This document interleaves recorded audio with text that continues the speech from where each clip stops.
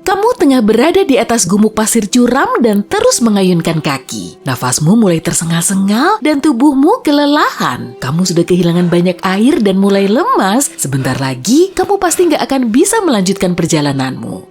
Akhirnya, kamu sampai di puncak gumuk pasir. Pemandangan di hadapanmu teramat menakutkan dan kamu cuma terbengong beberapa saat untuk mengamati. Tepat di depanmu, terbentang hamparan gumuk pasir tak berujung di bawah kaki langit. Ternyata, kamu telah terdampar di planet Arrakis, sendirian, tanpa bisa minta tolong ke siapapun.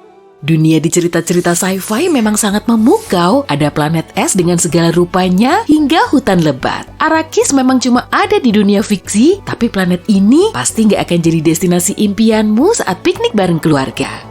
Kalau kamu belum nonton film Dune keluaran tahun 2021 kemarin, tenang aja, aku nggak akan ngebocorin ceritanya kok. Apa kamu udah nonton yang versi tahun 1984 atau serial mininya yang dikeluarin pada tahun 2000 silam? Gimana dengan game komputer atau 6 novel karangan penulis aslinya Frank Herbert? Yang jelas, sebagian besar adegan film Dune terjadi di planet gurun Arrakis. Di situ nggak akan ada robot canggih karena suhunya sangat terik dan di bawah pasirnya ada cacing pasir raksasa yang bikin merinding. Panjangnya aja bisa sampai 450 meter atau sepertiga kali lebih panjang dari paus biru, organisme terbesar di seantero dunia.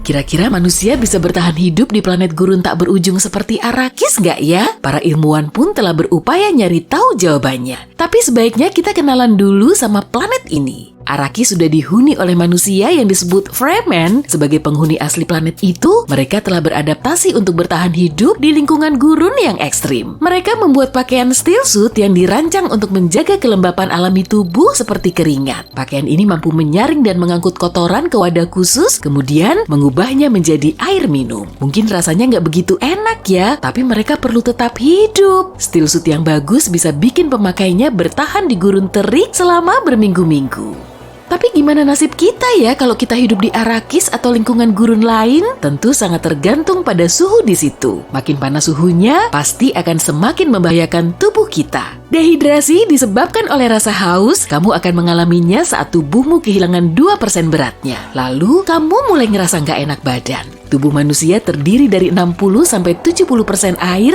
Di lingkungan panas, tubuh bisa kehilangan 1,5-3 liter air setiap jam. Keringat akan berkurang dan suhu tubuhmu malah naik. Selanjutnya, darah mulai mengental dan sulit menstabilkan kadar oksigen. Detak jantung mulai naik dan kamu jadi kegerahan seperti mobil tua yang gampang kepanasan. Akibatnya, kamu kelelahan dan nggak bisa beraktivitas.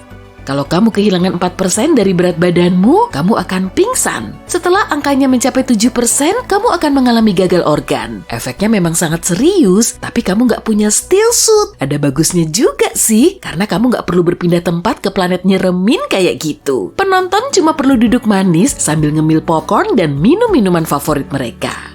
Ada sekelompok peneliti iklim asal Inggris yang mungkin termasuk fans beratnya Dune. Untuk ngisi waktu luang, mereka menjelajahi planet ini dengan bikin model iklim Arrakis digital 3 dimensi. Awalnya mereka ngumpulin semua data tentang Arrakis, mereka juga ngecek Dune Fandom Wiki dan Dune Encyclopedia.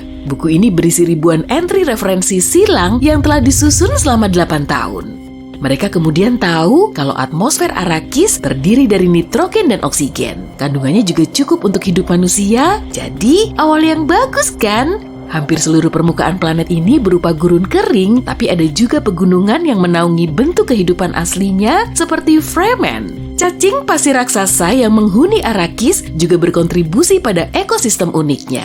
Organ dalamnya mirip tanur tinggi dan mereka juga bisa menghasilkan banyak panas dan memberi oksigen pada planet yang jarang ditumbuhi pepohonan itu.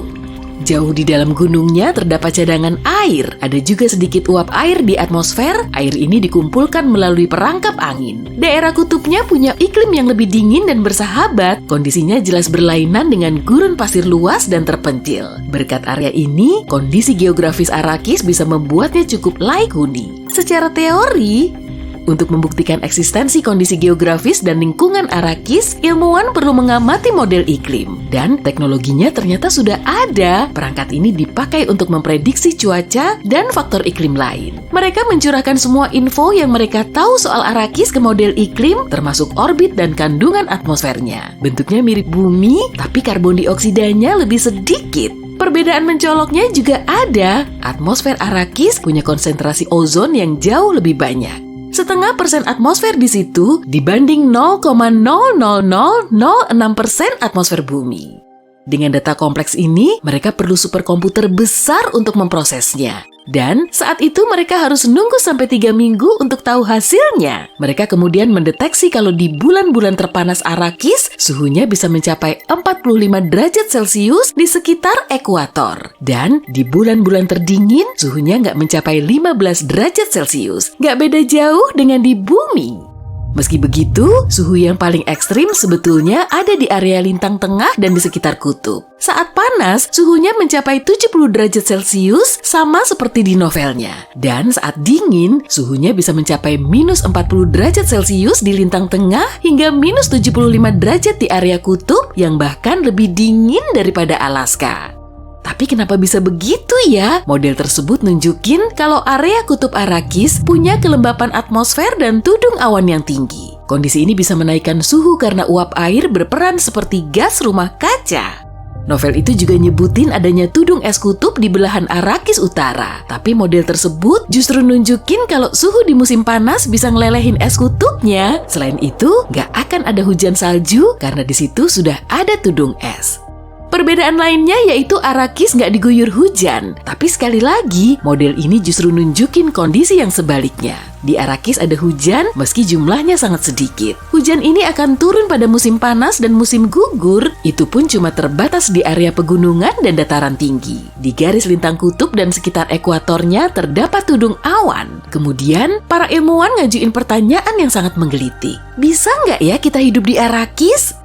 Realitanya, area di sekitar ekuator akan menjadi tempat yang paling ramah untuk kita huni. Tapi, kebanyakan penduduk Dune tinggal di lintang tengah yang suhunya paling panas. Padahal, suhu rata-rata bulanannya mencapai 50-60 derajat Celcius. Manusia bisa gosong berada di tempat sepanas itu meski pakai steel suit. Tubuh kita bisa mempertahankan suhu dengan desain kostum itu, tapi kulit kita masih terpapar matahari dan panas. Jadi, tubuhmu bisa-bisa malah akan terpanggang.